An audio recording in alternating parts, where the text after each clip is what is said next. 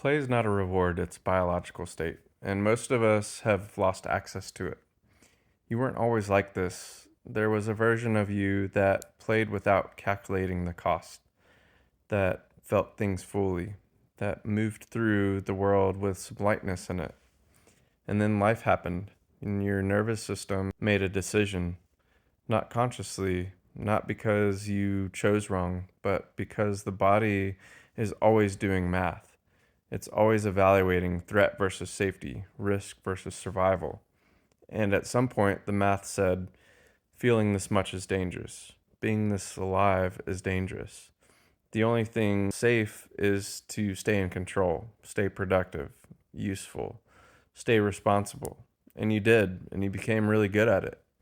You learned to override the tiredness. You learned to delay joy.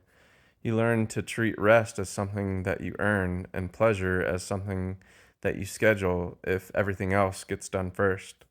You called it discipline, called it being an adult, you called it responsibility.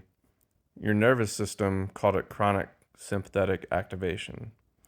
The problem is not that you became responsible. The problem is that you confused shutdown with strength. The problem is that your body learned aliveness was a liability, and it's been trying to protect you from it ever since. It's not a character flaw. This is not laziness hiding underneath. This is a nervous system that took a very real threat seriously, and it just hasn't received the signal that the threat is over. The signal does not come from deciding to feel better. It comes from the body, from breath, from stillness long enough to notice what is actually underneath the doing, from working directly with the physiology, not the story about the physiology. This is the work, not more discipline, not more responsibility, not more managing.